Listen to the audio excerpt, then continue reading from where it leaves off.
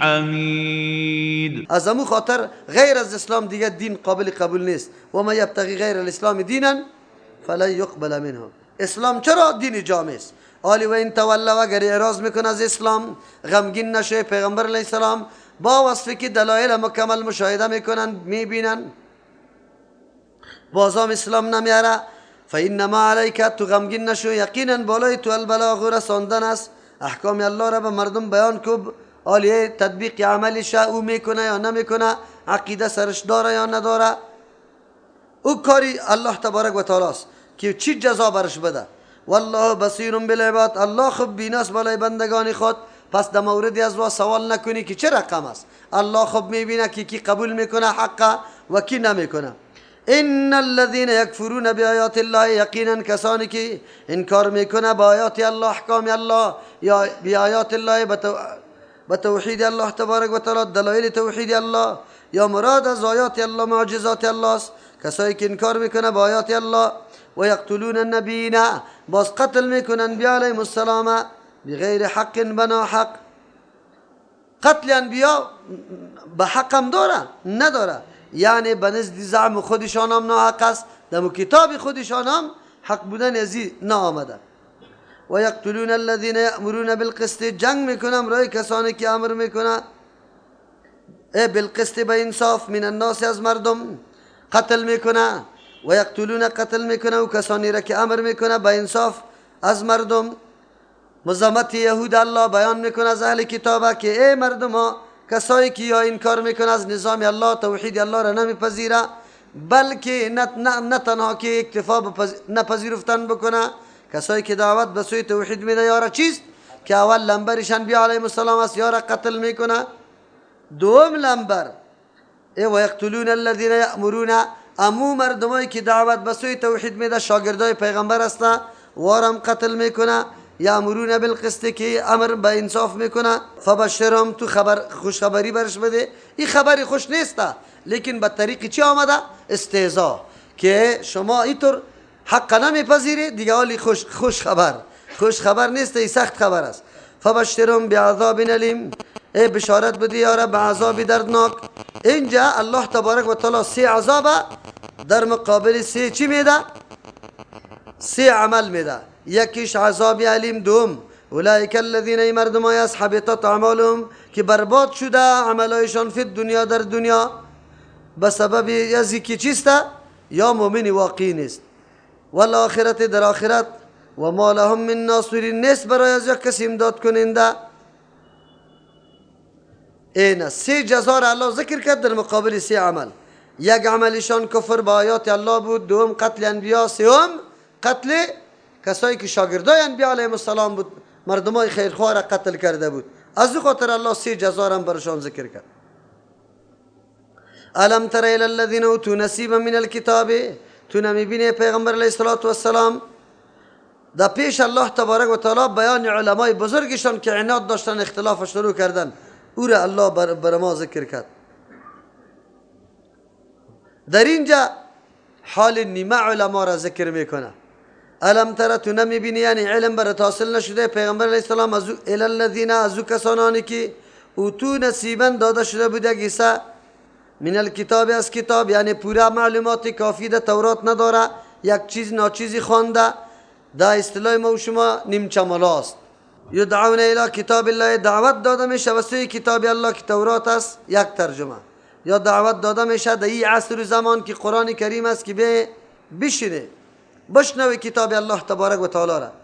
لیحکم بینهم، که فیصله بکنه بینهم، در بینشان، یعنی لیحکم بینهم، که فیصله کنه امی کتاب الله بینهم، در بینشان، در موردی و مسائلی که یا اختلاف داشتن در بین خود متفرق شدن.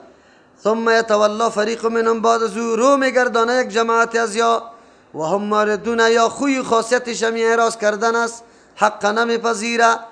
در اینجا الله تبارک و تعالی به نیمه علمای یهود حالاتشان بیان میکنه.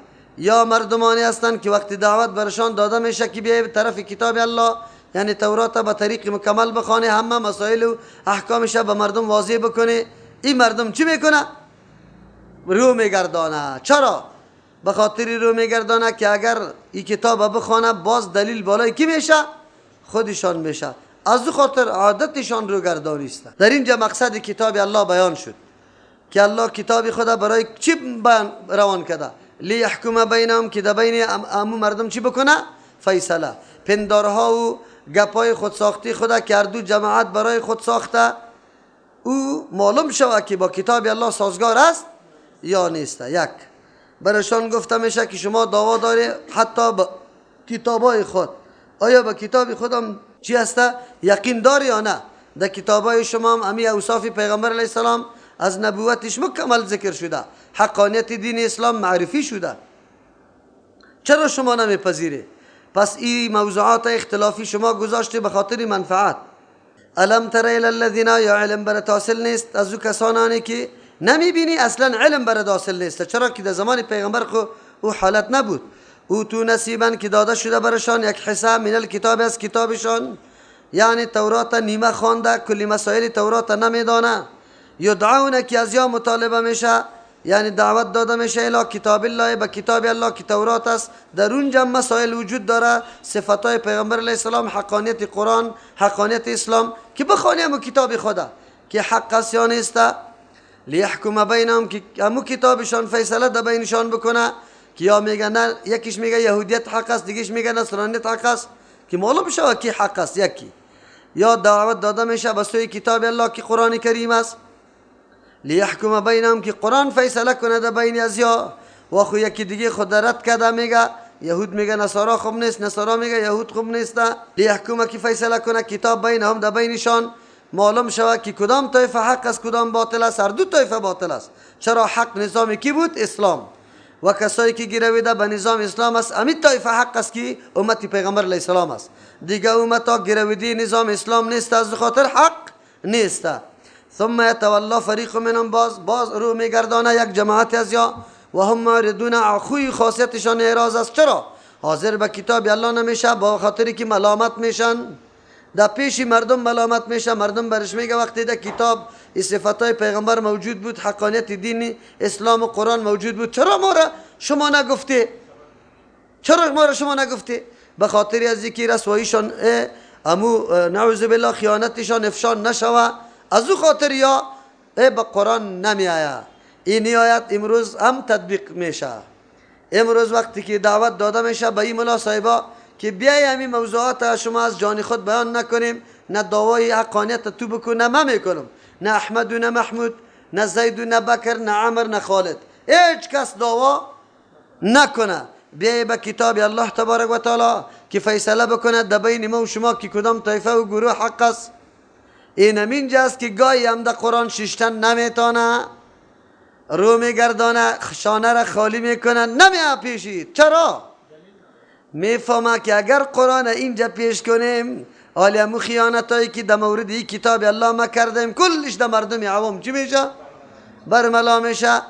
دیگر نشده باشه که مردم میه وکیل میه بر میگه که ملا صاحب بستره تا بس نکو دیگه اینجا جای تو نیست. از او خاطر به کتاب الله نمیه. چرا؟ کتاب الله انفاق معرفی کرده یا نه؟ کی را معرفی کرده بود بر ما؟ للوالدین والاقربین والیتاما و ابن السبیل. گفته بود که ملا صاحب؟ نگفته بود. در سرسایه پیغمبر علیه السلام میگه طعمتا للمساکین، خوراک برای کیست؟ نمیگه کی طعمتا للچی ائمه المساجد، طعمه برای کیست؟ امامای مساجد. این را نگفته. پست قربانی هم مثل قربانی واری به هر کس داده میتونی، خودم استفاده از پیشش میتونی. از پیشش سنات زمان سابق سنات جور میکرد نه؟ آلی لاندی میکنه شه. لیکن ملا صاحب میگه پس لیست گرفته چند نفر اولادیت است؟ 30 نفر است. میگه 20 نفر به ما داده، 10 نفر نداده. در هر مجلس که بیشینه میگه فلانی 10 نفر صدقه فطره برام نداده. رسوایت میکنه. یا در قرآن حاضر شده نمیتونه، در حدیث حاضر شده نمیتونه. حدیث یک چیز میگه یا یک قسم نماز داده، حالی چی بکنه؟ نمیتونه شده. ایره ما براتون واقعیت میگم که نمیتونه. ذالک بانهم، چرا علمای یهود حاضر نمیشد به کتاب الله و اعراض میکردن؟ ذالک بانهم به خاطر از که مردم قالو می گفتن لن تمسنا النار الا یاما معدودا، یقیدشان بود که هرگز ما را نمیرسه النار آتش الا یاما معدودا مگر چند روزی شمار شده. دیگه ما بوده آتش سوختاندن. این گپ ادعا میکردن. خو سند داشتن؟ دلیل داشتن؟ نه. امروزم اگر ما ادعا بکنیم که مذهب حنفی بهترین مذهب است چرا؟ به خاطر که عیسی علیه السلام با مذهب کی می باشه؟ امام ابو حنیفه می باشه. خب یار دلیل نیست، دلیل نمی باشه. اینطوری پندارا به کار نیست. حقیقت پشتش برویم، واقعیت تلاش کنیم. از او خاطر الله چی میگه؟ و غرهم فی دینهم، فریب داده بود یارا در دینشان ما امو قصه ها و مثلا ما امو قصه و مثلا کانو بودن یفترونه که از خود جور کرده بودن. امو طور بود یا نه؟ آلیام میشینه میگه فلانی نازدان است، صاحب زاده و گل زاده است. امو طور میگه نه، میازاده است، کلشان در جنت میره. هنوز تو هم میگه که قی خود ببرم تا.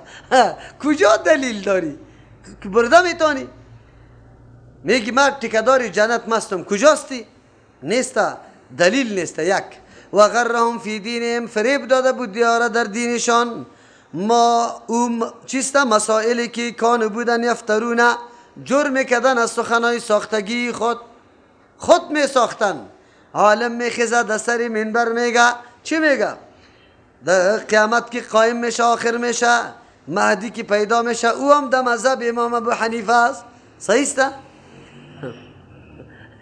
یک پیر صاحب یک نفر قصه کرد، قطعش جر بحث داشتم، گفت خیلی زیاد نفر بود. ما برش گفتم که چه دلیل بالای حقانیت مذهب امام ابو حنیفه رحمت الله علیه داری؟ گفت وای یک دلیل حقانیتش است که پیغمبر علیه السلام در مذهب امام ابو حنیفه است. گفت مجلس یک دم خنده گرفت. او آدم خود خیلی کلان پیر جور کرده بود، خود تعالی رای قدر نمیفهمید که میگه یک دلیل حقانیت مذهب حنفی میگه است که پیغمبر اسلام در مذهب کیست؟ امام ابو حنیفه است. الله اکبر. حب شیء یعمی و یسمه. محبت با یک چیز کورانه انسان هم کر میسازه و هم کور میسازه. نه، انسان تحقیق بکنه. البته این نیست که ما توهین کدام مذهب بکنیم، نعوذ بالله از عالمه، لیکن ما اینطور نیست که کلی گپای امام ابو حنیفه رحمت الله علیه حق است و از دیگه اماما چی است؟ باطل. نعوذ بالله. شده میتونه در بین اماما از یکیش حق از دیگهش باطل باشه. خوا گپش که باطل هم باشه الله ثواب برشان میده. چرا؟ به قصد و مخالفت سنت رسول الله را نکرده، در اجتهاد خود خطا شده و مجتهد که خطا میشه الله یک ثواب برش میده. فکیف اذا جمعناهم لیوم لا ریب فیه، پس چه قسم باشه حالی تر مردما، یعنی که در حالت کفر به فریبکاری به گپای واهی عمر خود چی تیر کرده، چه قسم حالی از یا باشه اذا جمعناهم در آن وقتی که جمع کنم یارا لیوم لا ریب فیه، یعنی در روزی که لا ریب فیه نیست شک در آمدنی او روز. چه حالتی مردم چه رقم باشه که کل عمر در پندارات تیر کرده، حقیقت وجود نداره. و وفیت کل نفس، پورا داده شود به هر نفس ما کسبت، امو نتیجه امو عملی که کسب کرده. مفسرین ده اختلاف داره که عین عمل داده میشه یا نتیجه عمل داده میشه. از ظاهر آیات قرآن کریم معلوم میشه که عین عمل داده میشه. هر عملی که در دنیا انجام داده ای، اما او عمل الله یک شکل میده، او شکل عمل سببی عین سعادت و نیکبختی و خوشی تو می باشه. از او خاطر میگه عین عمل است یا نتیجه آن چیزی که کسب کرده. و هم لا یظلمون، این مردم ها سرشان ظلم کرده نمیشه، یعنی چیزشان تاوانی و ناقص داده نمیشه. هر چیزشان پورا الله تبارک و تعالی میده. دیگه اونجا باز چی میکنه؟ چی دلیل و سندی داره؟ در عمل چیزی موجود بود یا محض پندارها بود؟ ایره مردم میگه خیالات. سری خیالات انسان نجات پیدا کرده نمیتونه. قل اللهم مالک الملک تؤتی الملک من تشاء. آلی باز الله بیان توحید خدا میکنه، لیکن به ذکر اوصاف خود او ذکر صفت از اینجا چیست؟ کمال ملکیت الله. ملک الله خیلی وسیع است، فراخ است. چی رقم؟ قل بگوی پیامبر علیه السلام و بیان توحید خود الله در اینجا به طریق دعا میکنه. که زمانی کسی دعا میکنه این همین قسم وسیله را جور بکنه برای الله. اللهم ای پروردگار مالک الملک که پادشاه تمام پادشاهی استی، یعنی اختیارداری کلی پادشاهی استی. تو تل ملک تو میدی پادشاهی را من تشاء به کسی که الله تو بخوای، و تنزع میگیری الملک پادشاهی را من تشاء از او کسایی که تو میخوای. ای اول وسعت ملکیت الله تبارک و تعالی است. مراد از ملک در اینجا یا نبوت است، باز مانای طور میشه. قل بگوی پیغمبر علیه السلام اللهم یا الله مالک الملک که تو اختیار داری نبوت استی، تو تی میدی الملک امی نبوت من تشاء کسی را که الله تو بخوایی، و تنزع میگیری، گرفتن نمی باشه. مراد از تنزیع باز اینجا انتقال است. و تنزع الملک انتقال میکنی همین نبوت من تشاء از کسی که تو بخوایی. از بنی اسرائیل انتقال شد به بنو کی اسماعیل برای عرب آمد، این انتقال مانا میشه. یا مانایش و تنزع الملک و تنزع الملک انتقال مانا نه، در اینجا تغییر میدی این می نبوته از او کسی که تو بخوایی، از او خاندان که تو بخوایی تغییر میدی او را. در این صورت دیگه کمال وسعتی چی شد؟ اختیار الله تبارک و تعالی در نبوت دادن شد. یا مراد از ملک عام پادشاهی است. یا الله مالک ملک توستی، یعنی اختیارداری تمامی پادشاهی توستی. تو تل ملک میدی پادشاهی را من تشاء به کسی که تو بخوای، و تنزع الملک و تو میگیری پادشاهی را من تشاء از کسی که تو بخوای، و تو عز من تشاء. دوم صورت اختیارات الله تبارک و تعالی در نظام پادشاهی. و تو عز تو عزت میدی من کسایی را تشاء که تو بخوای، و تو ذل تو ذلت میدی من کسی را تشاء که تو بخوای. اینا عزت تو ذلت هم در اختیاری کی شد؟ الله تبارک و تعالی شد. بیدک الخیر ای بدستی بلا کیف تو خیر است. انک علی کل شیء قدیر یقینا تو بالای تمام چیزا قدرت داری. دعا را مصدر به کلمه اللهم کرده. نظر ابن شمیل رحمت الله علیه میگه در کدام دعایی که کلمه اللهم باشه تو گویی که به تمام اسماء حسنا تو دعا طلب کرده ای. چرا؟ به خاطری که کلمه الله جامع تمام صفات چیست؟ صفات کمال الله هست. از امو خاطر اللهم خیلی اهمیت داره در سر دعا گفتن. اللهم ربنا اللهم ربنا اللهم ربنا باید بگوی. رول بزرگ کلمه اللهم داره و رول بزرگ کلمه چی؟ ربنا. چرا که پوره شدن حاجات انسانی از جمله اسباب چیز؟ تربیت. و مناسب پوره کردن تربیت کدام صفت الله مناسب می باشه؟ رب. از او خاطر ربنا گفتنم ضرور است. دیگه مسئله در اینجا برای ما واضح میشه که الله آل دیگه بیان ازیره میکنه که کل اختیارات برای الله است. اگر او نبوت دادن است، اگر او عام پادشاهی است، من الله تبارک و تعالی میگه این اختیارات کلش همراه ماست. در اینجا بیدی که الخیر گفته در دست بلاکر فی تو خیر است. آیا شر به دست الله نیست؟ یکی نسبت شر است به سوی الله کردن، یکی که در تقدیر خیر و شر در اختیار الله است. در تقدیر خیر و شر در اختیار کیست؟ یعنی خالق خیر هم الله است، خالق شر هم کیست؟ الله تبارک و تعالی است. اما کاسب خیر و شر کیست؟ بنده. از او خاطر نسبت شر به الله کردن خوب نیست. به کی شوه؟ به بنده. چرا که شر کی کسب میکنه؟ بنده کسب میکنه. از او خاطر این کلان مقام رعایت ادب است. چرا کلان مقام رعایت ادب است؟ به خاطر که نسبت شر به الله تبارک و تعالی نمیکنی. اگر چی پیدا کننده شر الله هست، اما نسبت شر به الله نمیکنی، به خود میکنی. چرا؟ کاسب شر توستی. اگر چی خالقش کیست؟ الله تبارک و تعالی. اگر از نگاه خلق بگویی باز نسبت شر به الله میکنی. در مسئله تقدیر همونطور است. والقدر خیره و شره من الله تعالی. و ما ایمان به تقدیر دارم که خیر و شرش از جانب کیست؟ الله.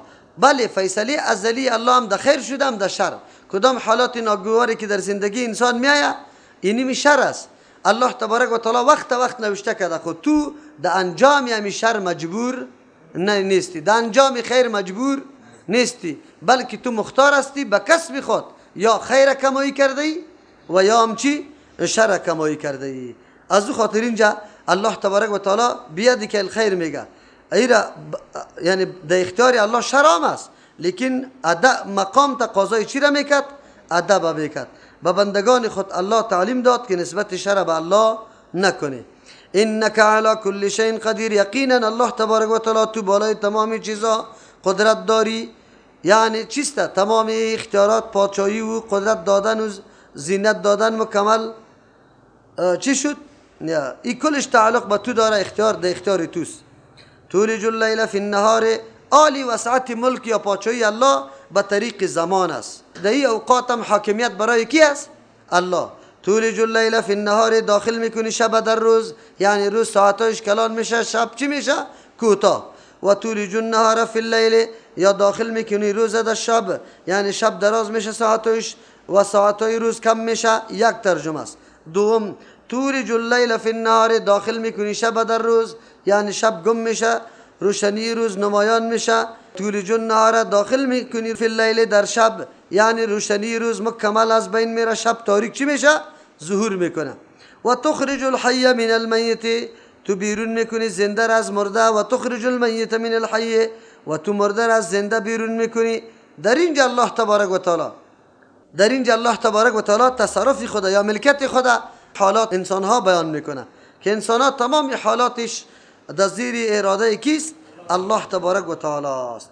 پس وسعت ملک الله تبارک و تعالی به اعتبار زمان هم شد و به اعتبار افراد هم شد و به اعتبار عزت هم شد و به اعتبار چی؟ پادشاهی و نبوت هم شد و به همه اعتبارا دادنی کیست؟ الله تبارک و تعالی است. از او خاطر میگه و ترزق من تشاء، تو روزی میدی کسی را که بخواهی، بغیر حساب، بدون حساب. دو مطلب داره. تو روزی میدی به کسی که تو بخواهی یا الله بدون حساب، یعنی تو قطعش محاسبه نمیکنی. چرا؟ محاسبه دو طعام و خوراک و روزی نمیشه که تو از او روزی استفاده دی نکرده باشی، الله باز قطعت محاسبه نمیکنه.